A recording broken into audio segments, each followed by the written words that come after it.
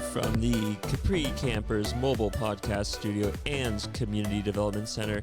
This is the Small Truck Campers podcast, where we aim to build community, share inspiration, and encourage others. We got a lot of great things to cover out in this episode, so why don't you grab your favorite campfire beverage and let's hit the road.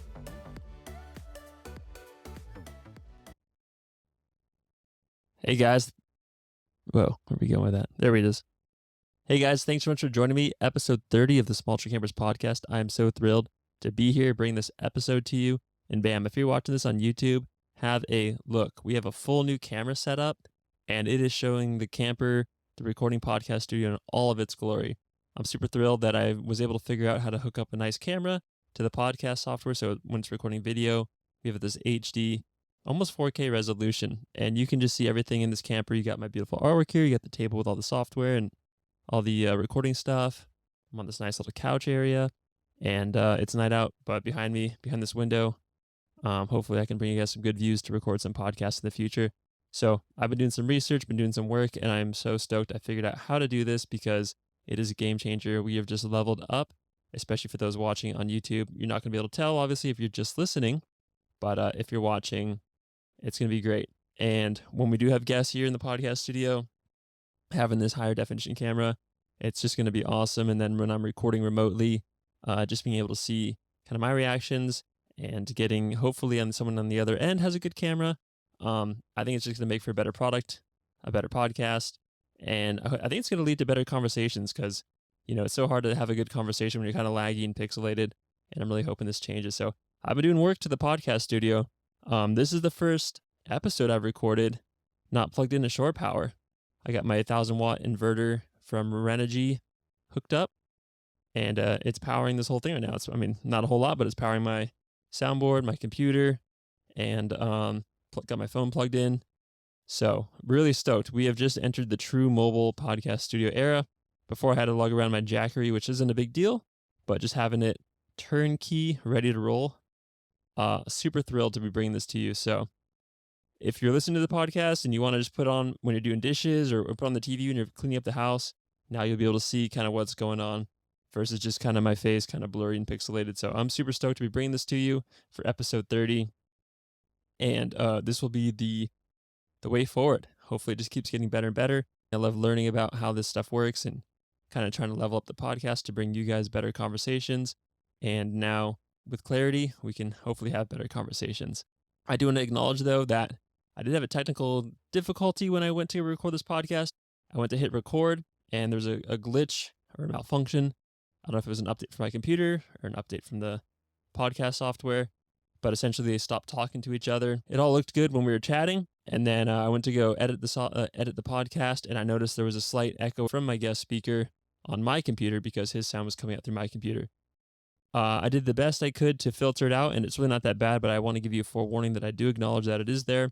I don't think it really impacts the conversation, and next time I'm going to do a little test run before I hit record again to make sure that doesn't happen, but still a great conversation. Love having my guest on.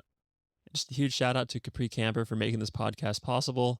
Having this mobile podcast studio is just a perfect way to have it set up, ready to roll, invite awesome guests onto the show, and I get to enjoy the craftsmanship, how well this thing is built, and I love just looking around. It's so inspiring. It really makes for a good show. So thanks to Capri Camper. If you're interested in the Capri Camper or you're considering a Capri Camper, feel free to hit me up. I did a full walk around tour with the owners. I had a podcast on with the owners as well, and I got to really learn the ins and outs of how Capri Campers are made. So if you're considering a hard-sided camper for your small truck, Capri Camper is where I would start my search. If you got any questions, feel free to DM or email me.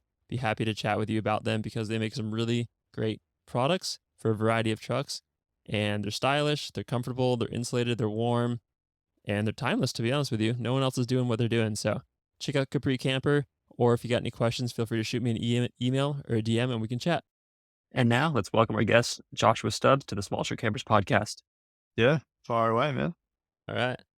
So I'd like to welcome Josh Stubbs, calling all the way from Tasmania, Australia, onto the Small Truck Camper Show. So it's an honor for me to be presenting Josh on this episode of the Small Truck Campers podcast. Josh, thank you so much for making the time to join me and have this conversation. Yeah, no worries, man. It's good to finally get it on the go. I think we've been trying since September last year. Yeah, different parts of the hemisphere, different parts of the globe, kids, jobs, Yeah. adventures, Yeah. but we made it happen. I'm just looking at this beast of a rig.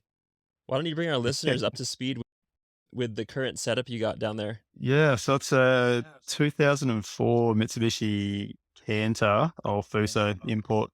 It's not actually import, so it's like an Australian delivered one. But yeah, factory four drive. They sit pretty big from factory, but we've got 37s on there and probably only a 2-inch lift, maybe not even that. So it's pretty big. But yeah, get a lot of people asking like how much we've lifted it and things like that, but expecting it to be quite large, but it's not much of a lift in there really. Yeah. And pretty much we've bolted a 1974 Caravan to it just to get away from a bit of canvas. We've done a bit of traveling up north before and just being stuck in the canvas in the rain. It's just extended periods in the wet. It's just not pleasant. Yeah. Ending up with wet bedding and all sorts of stuff like that.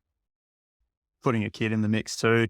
Just didn't really want to be climbing up a ladder to change nappies and things. So yeah, just makes it a bit more comfortable. It's only small. It's only a 13-foot van. So not even that. I think might even be an 11-foot actually. Sorry. Yeah, only 3.5 meters, I think, roughly.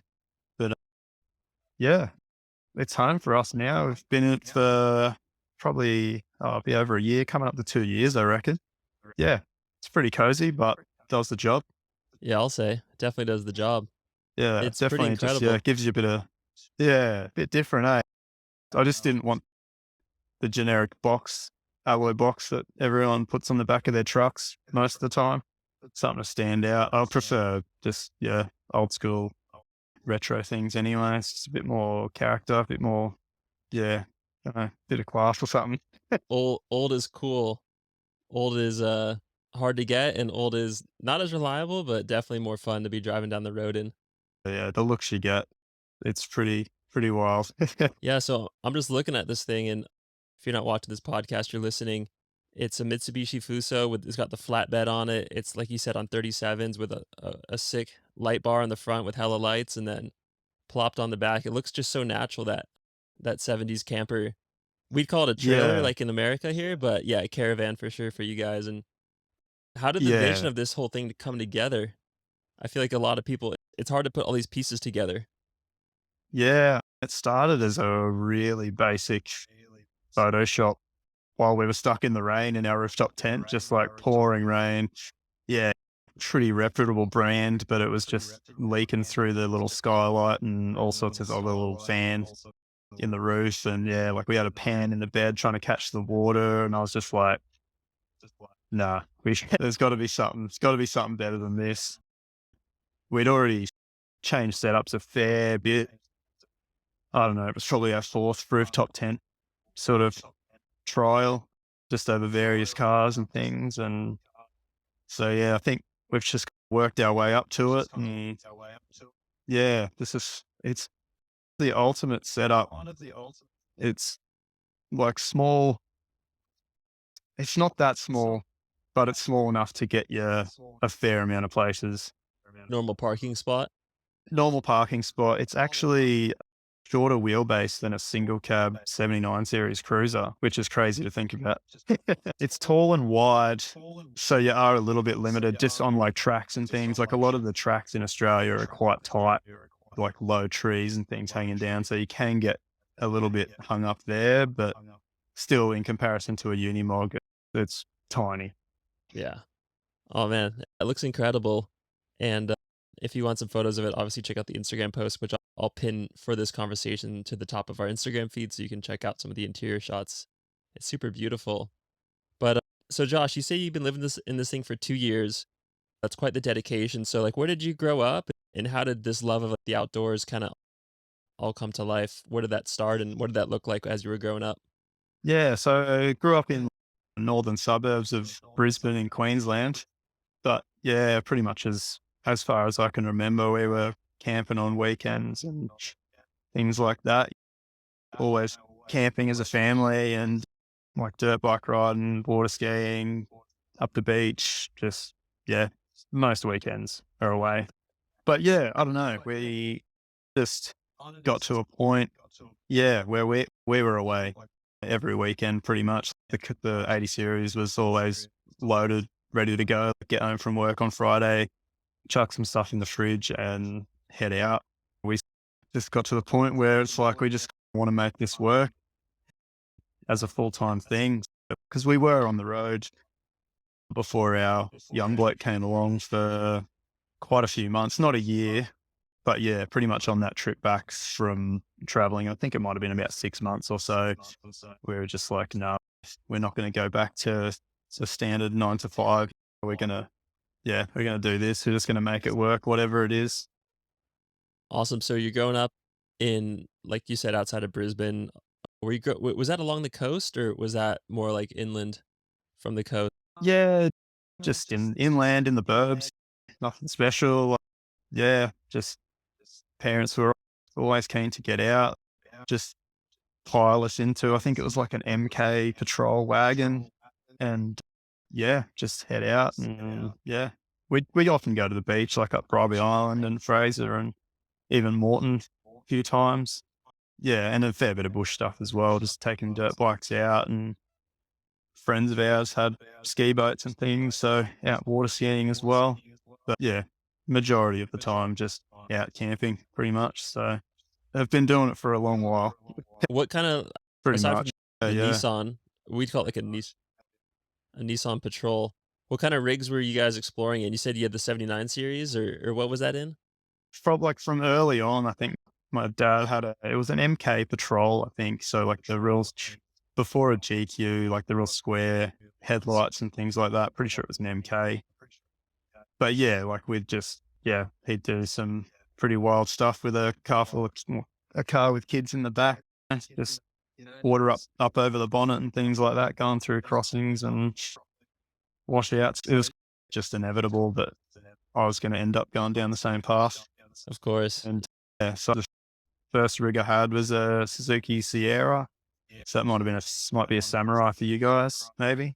Yeah, perfect starting rig though. Hey, it's just, yeah, it'll take you places that most of the big rigs can take, that can go anyway. So, yeah, there's always the Suzuki line. Mostly just, yeah, camping, hanging out with mates. Like we had a pretty big group of people that would want to go out and things like that earlier on. So yeah, we were, yeah, either up the beach or in the bush, whichever. What was after that? I've been through a lot of cars, so Yeah. it's hard to remember. It's hard to remember between the 4 drives and the 2-wheel drives. And now a quick word by one of the supporters of the community, Afuera Coffee. This episode is fueled by Afuera Coffee. Afuera Coffee. Do good, go Afuera. Afuera means outside in Spanish, and I couldn't think of a better partner for our coffee that would fuel all these podcast episodes and adventures. Not only does Afuera Coffee give 5% back to organizations that keep the outdoors pristine, they have sustainably sourced coffee beans, and all of their packaging is compostable.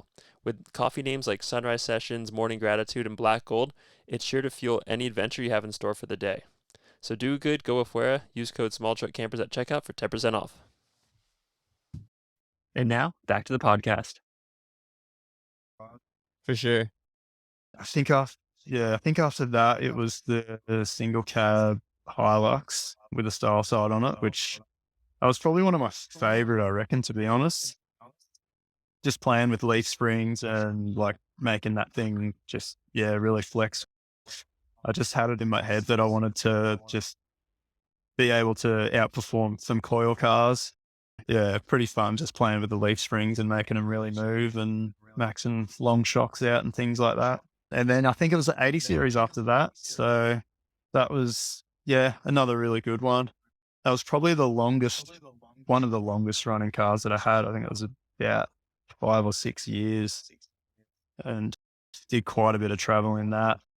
It was set up to be like quite a heavy duty off-roader, but also a tourer as well. So yeah, it was the best of both worlds. Yeah. And then the truck came along. Yeah, and we'll get into kind of how all that we just talked about how it came to be, but I want to dive into more about why you chose that exact platform and stuff. But so at this point in your life, are you starting to think maybe what are you doing for work and when did this idea of maybe trying to live on the road come into like fruition instead of go back to your job and come to the realization that like, you guys wanted to pursue this like different way to live?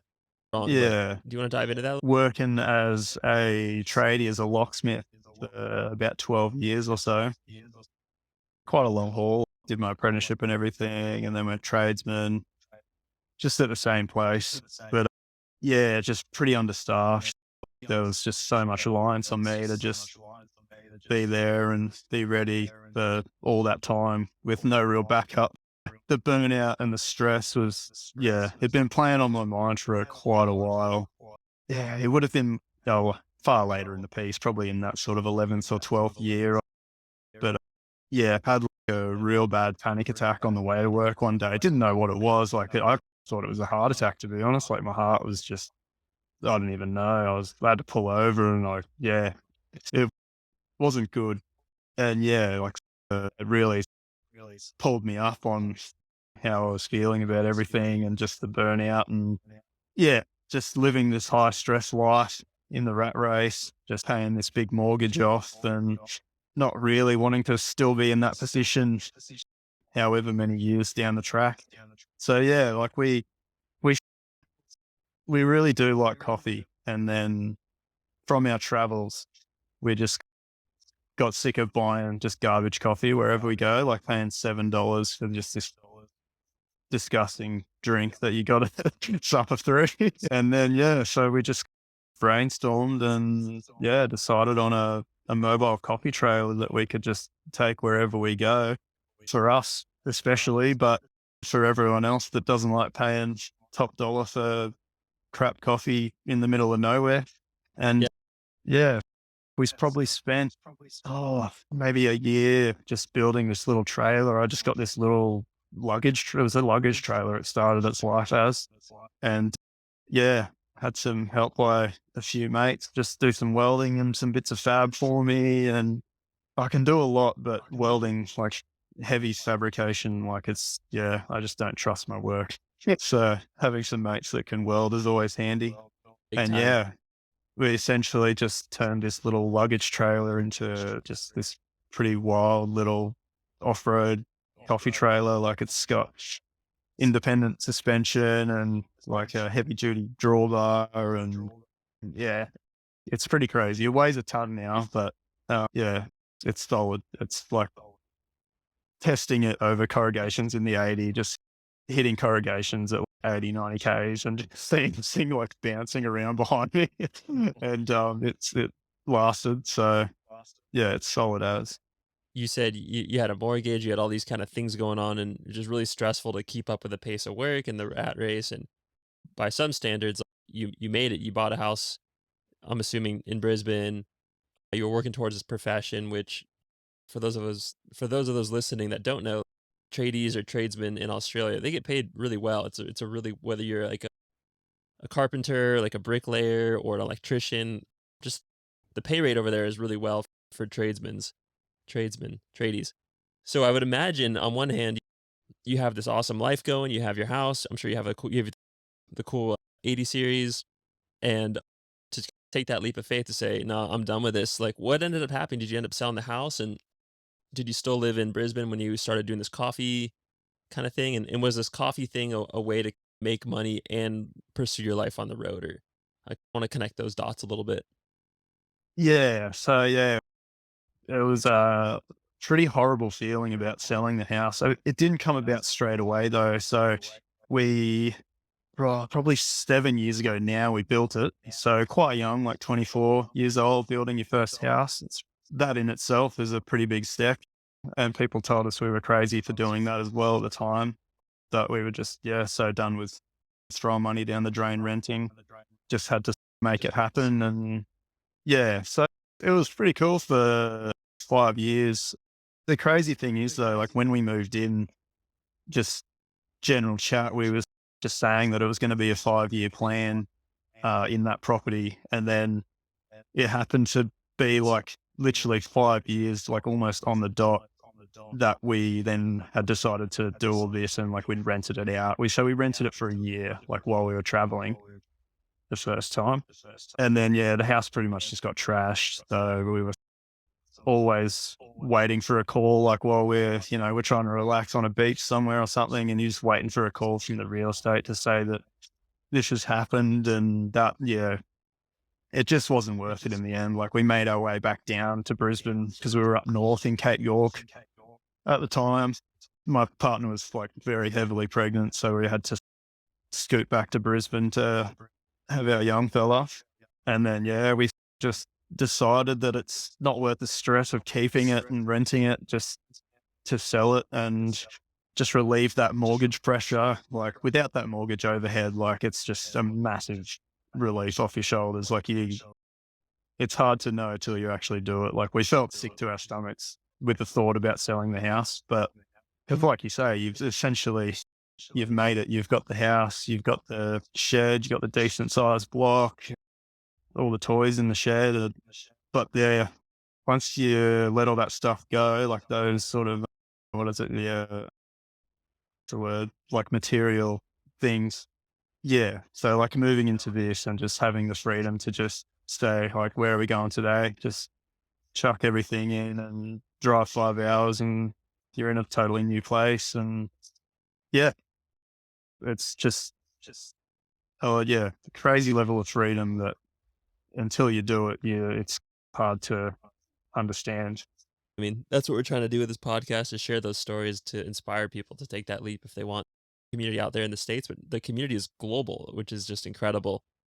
So at this time, did you guys have the Fuso yet when you did your first stint for about a year north of Brisbane when you rented out the house? Or were you like, you know what, we're going to sell the house, we're going to build a new rig? And what were you guys thinking for like how you're going to fund this new lifestyle? Yeah. We'd done a test trip up north with the so to test the trailer. We did a trip up north, which was maybe 5 months or so as well. And that was with the 80 series. Yeah. My most reliable car I've ever owned, unless it was from my own doings, broke a radius arm mount off the front diff and had to drive home with one radius arm connected. But mechanically wise, absolutely perfect. That factory HDT turbo is an unreal thing. So getting back to it. So the first week that we were going to take off them for the first time to test the trailer out, the fuel pump decided to go on it to the first mechanical failure in sort of 5 years, which is pretty good running. But just straight up, like, we had some savings there, and I think that was nearly $3,500 for the fuel pump rebuild and a new dyno tune. So immediately, like, we'd taken a hit, but whilst it was broken down, because like I was trying to fix it for a while, I didn't know the fuel pump was just totally cactus. So where we were was flooding during that time as well. So it was just week-long process. Like, the car broke down. I managed to drive it home. Like, I had to just basically put my foot to the floor to get it to run, and like going through roundabouts at ridiculous speeds and like just hoping no one pulled up in front of me. Cause like as soon as I pulled my foot off the throttle, it just stalled. So got it back to our friend's place where we were staying. And then, like there was just like flooding, like the whole driveway was flooded, like it was coming up to the car and everything. And I'm like out in the rain under the bonnet trying to figure out what's wrong with this thing. While I'm doing that, then my partner comes out with the pregnancy test. And I was just like, I was a mess, like just covered in diesel and mud and all sorts. And then she shows me it and I couldn't really see it properly. I'm like, oh, that's a release then. Just couldn't really see the markings on it. And she's like, there's 2 lines on there. I'm like, oh no. Initial reaction was, oh no. Like, we're trying to set off on the road, like full time. Car's broken down, just found out we're having a kid. The 80 series was like not prepped to have a kid. They had just the front seats, the whole back was just, set up for touring. I think that was instantly a bit of a sort of kick in the bum to get something a bit bigger because, we just couldn't make the 80 series work if we had another passenger in there. And as well as towing the coffee trailer with it, like it was a good rig, but with 1.4 ton behind it, it was, you could really feel it. Like you were going through the fuel and just the wear and tear on it. Yeah, it would have caught up to it at some point. We looked at other wagons, like 105s, even just being a little bit bigger. But again, even the GVM ratings, like the tow ratings, it would have been cutting it too close. Yeah. Started looking into these things and they're slow, but you can't really feel anything that's behind you. So you can tow a fair bit and you don't really know it's towing it. You're slow no matter what. Yeah, no, slow, but you'll get there. Slow and steady, I guess. What's the rush? Yeah, you've always got all our truck time on the GPS. Another 2 hours or so. Yeah, totally. Times 1.5. Yeah, basically. So all this is going on, and you guys still decided to hit the road full time with the kiddo on the way. The current rig was kaput, and you had a flood, which all signs point to we should just shack up here and ride it out for a few more years at least. Save up some more money. But you guys went for it. So you're saying did you know about the Fuso as you started looking into maybe the next rig, or we know why you chose it, right? The pulling power, the flatbed area, the power of the whole thing. But how did you find it? Where did you get it? How far did you have to go? And what was the build process to get to where you're at today in terms of the rig and comfortability and everything? Yeah. We just have a habit of making things work in pretty sort of average circumstances. I think I found the truck on Gumtree, it's might be like your Craigslist, maybe it's starting to get a bit outdated with Marketplace now. Not as much gets put up on there, but the oldies usually use it a bit. I found it and I had the 80 listed. And then it just so happened that I had teed up a buyer that was maybe only an hour from where the truck was, which was about 4 hours from me. So what do we do? We drove it to Bundaberg. So about 4 hours, 5 hours north of where we were. Sold that. So the buyer told me he was going to get cash out and then he forgot. So he could only get 10K out at the ATM. Oh, not the ATM, the bank, at the counter at the bank. Then he had to, book an appointment with the bank and all sorts. So it dragged out, even just trying to sell the 80 series, which I actually don't even I think he did a bank transfer, which I was real sketchy about because it was, I ended up getting 35 grand for the 80 series, which is pretty crazy for a 92 model rig. And then, so I think that's what it was. He gave me 10 grand in cash because that's all he could get from the bank without prior notice. And I'd already teed up to pick the truck up in cash, which the truck had so that cost me 30. So I was pretty happy with that sort of sale and purchase price. But so while I'm driving to buy the truck, I'm message the guy, look, mate, I've only got 10 grand cash on me because this guy stitched me up with the sale of my car. And just so happens that he was just a real chill old bushy bloke. And he's mate, look, just give me the 10 and you transfer the rest when you get it and I'll be happy with that. So I was just over the moon because if anyone came at me with that, I'd be like, nah, man, you get the cash and you just come when you're ready, eh? So it was pretty wild. I'm driving home in this truck that I've paid 10 grand for with another 20 pending payment. Yeah. So a 5 hour trip home and it's brutal. It was so brutal. They're the most uncomfortable thing in standard form. It's horrendous. Yeah. Just the shackle angle is just so it's just jarring over bumps. The bump stop spacing. I think from factory, they've only got about 20 mil bump stop spacing from the spring. Yeah.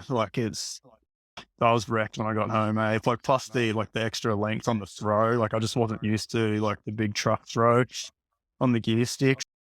Yeah. But we got it back and it was all good.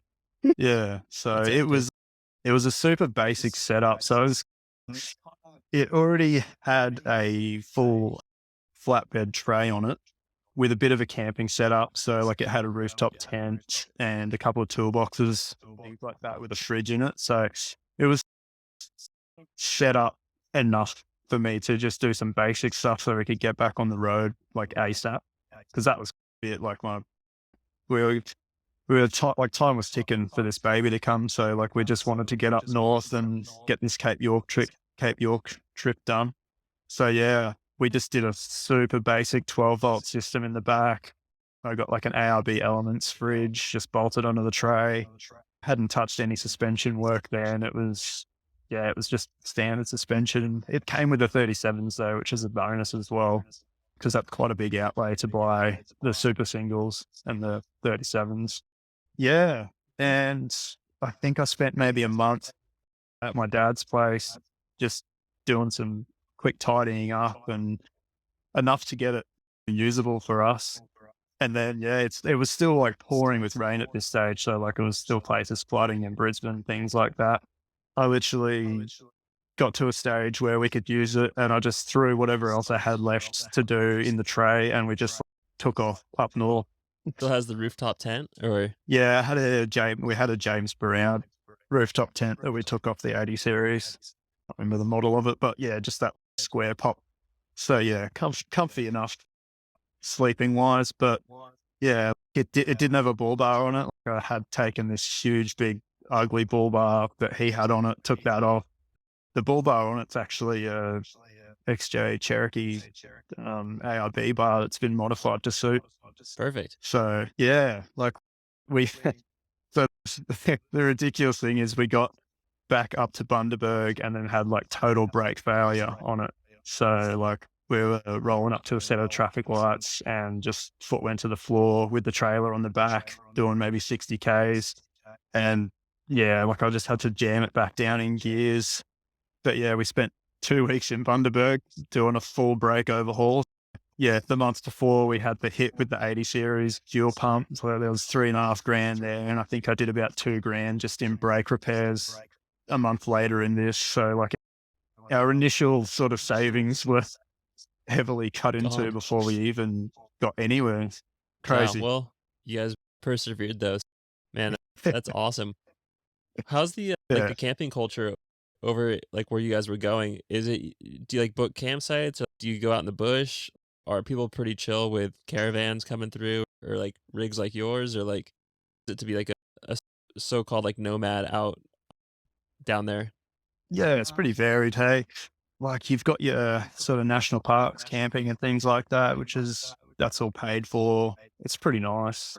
They're really going hard on trying to like close those areas off now, keep them for conservation and things, but people don't really do it any favors by just leaving all their rubbish around everywhere, which is pretty annoying. But yeah, there's a few petitions and things going around at the moment just to try and stop the gates being locked up and things like that.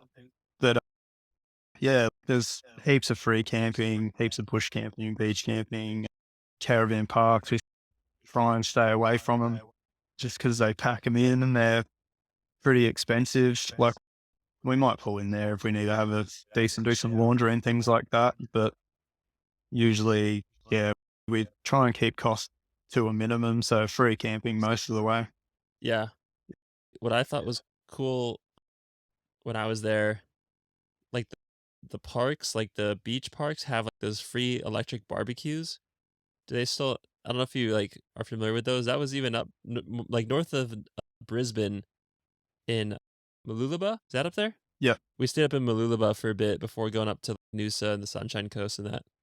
And it was so funny. Me and my friends, we had like no money. We were in a Daihatsu like Charade, a tiny 4-door car, and we'd go sleep on the beach at night, and then in the morning we'd use those little electric barbecues and make like sausage and eggs and just like cruise around looking for surf. But I always thought it was a very welcoming country for like touring, like backpack camping or caravanning, however you want to call it.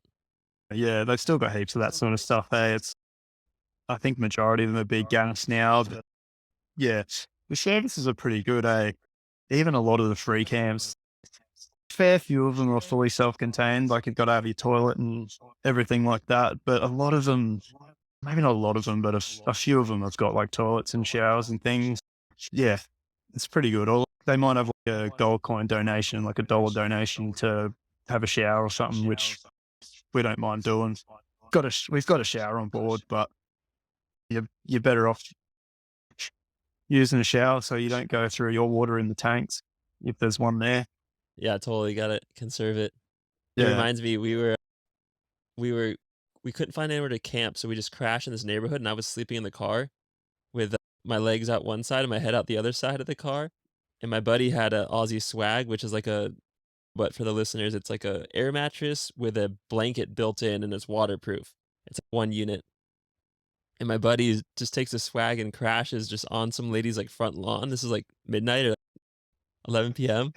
And in the morning, I woke up and the lady got out of her door to walk her dog and was walking down the sidewalk, and my buddy was still asleep in the Swag. And in America, they'd be like, "Get off my property! I'm calling the cops! Get out of here!" Yeah. And the lady looks at my buddy, and she goes, "Oh, sorry, I didn't mean to wake you," and like walks around him and keeps walking her dog. And I'm like, "Dude, this place is it's so welcoming here." I don't know if you've had the same positive experience. This is also 10. I think Wicked Vans were rolling around, but like, pre no digital nomad, pre Instagram, all that stuff. But yeah, it from my point of view is an extremely welcoming community for alternative lifestyle versus just like working the Yeah. grind and then retiring. It's very welcoming to like, adventure and that nomadic kind of attitude. Yeah. Definitely depending on the area. Like the Sunshine Coast is getting pretty busy now. Yeah, Yeah, you might find some more grumpy people about, but for the most yeah, for part, sure. yeah, for the most part, people are pretty understanding. I don't think I'd be parking this in a busy car park and staying the night. But I think, Yeah, yeah, like if you were stealth camping in a van, you'd be fine. yeah. It's just set up a little. It's set up really well with those like barbecues and the parks and the donations and stuff. It was good. Definitely a good time. Where are some of your favorite places to go? And yeah, let's start with there. Where are some like your favorite places to go camp like in Australia? And then I also want to talk about like how Tasmania came about and how you guys wound up there. Yeah, we did a heap of like just local camping, like through those sort of years where we were just working the 9 to 5. Kenilworth was a big one. Just spent a heap of time out in Kenilworth, which is kind of like Sunshine Coast hinterland, maybe a bit beyond that, but yeah, really nice camping there. Heaps to choose from.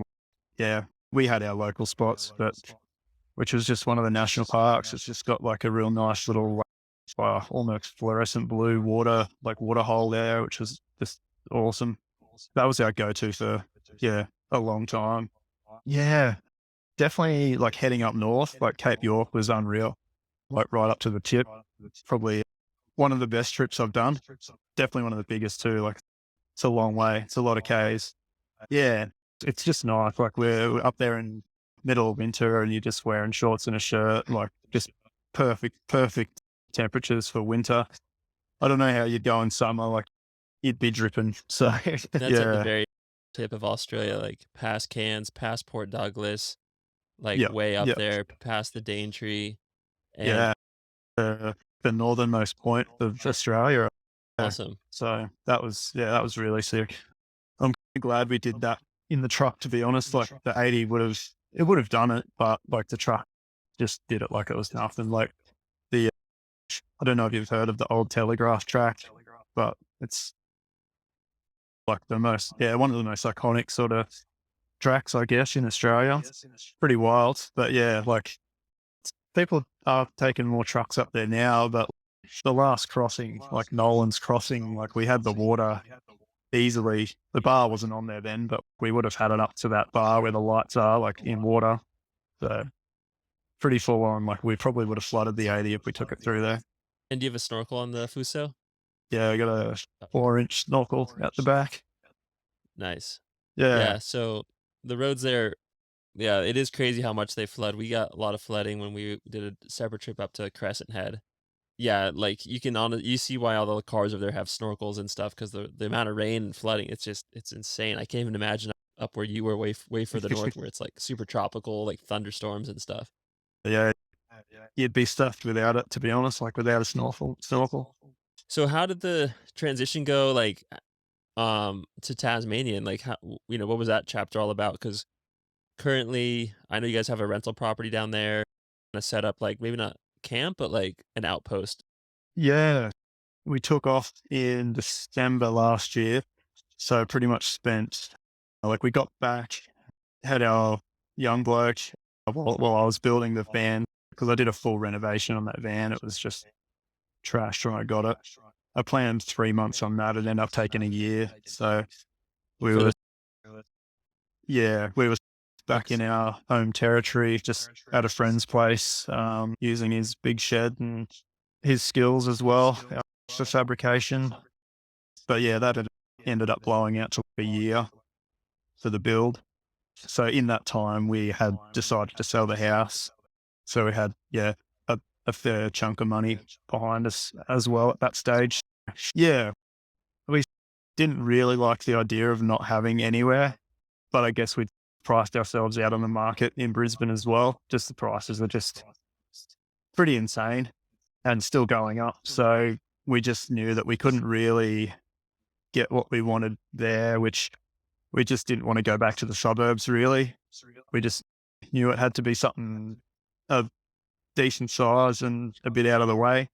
So, we got down to Tassie in January last year. So it's been here, about a year and, a little bit over a year and 1 month. And, we just discussed about what we were going to buy next. Just something to call home, something to come home to, like from our travels, and eventually settle down. I don't really like the idea of settling down. Like we've been here for a year now, and I'm ready to get going again.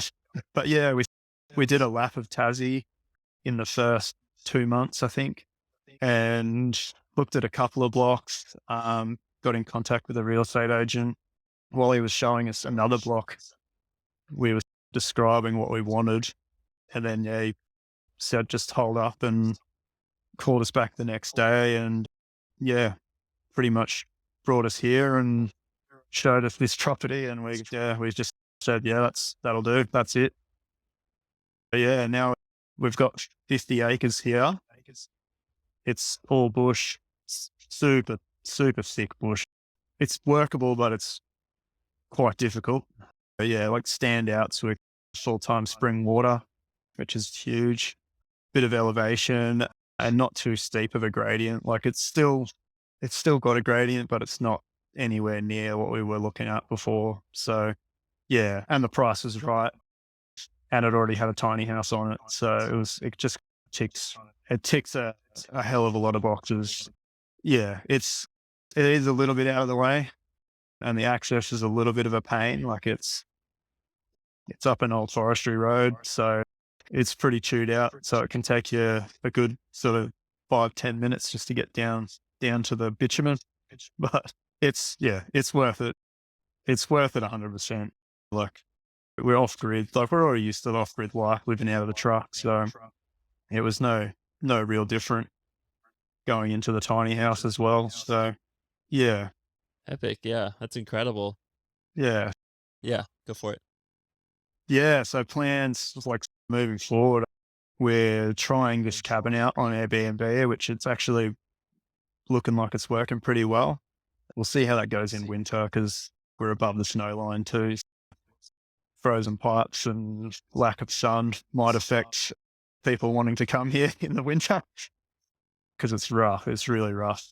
But I'm hoping we can just get that sort of set up and managed on Airbnb, and then we can just hit the road again. We're toying with the idea of selling the trailer just with our young bloke. He's 2-year-old, man. It's full on, as well as both of us trying to work out of a coffee trailer. It's a lot. So we were toying with the idea of selling that and maybe reinvest that into another form of income as well. But I think if we can get the Airbnb and the coffee trailer on the go, that'll be probably plenty to keep us on the road for for quite a while. I hope for a while. We'll see how long this van lasts, to be honest, because the bigger the young bloke gets, the more cozy and tight it does get in there. Yeah. Yeah. Especially for full-time living, maybe a weekend trip it'd be fine, or even like an extended couple week trip. But yeah, I hear that for sure. So Yeah. interesting, very interesting. Like we're very used to it now, but yeah, the thought of like a 4-drive coaster bus is a very good one. So Yeah. maybe we move this along in the next couple of years and look at a little bus which got 4-drive capability. And do you guys envision exploring Australia and Tasmania, or do you guys have visions to go abroad, either take a truck or find a truck out somewhere new, or just travel abroad, or what's your grand scheme for traveling? Yeah, we definitely want to get at least a lap of Australia. Hopefully more, to be honest. It's a huge place. I've got a mate that travelled pretty much non-stop for about 7 years, and he's seen a lot of it, but he still haven't seen all of it.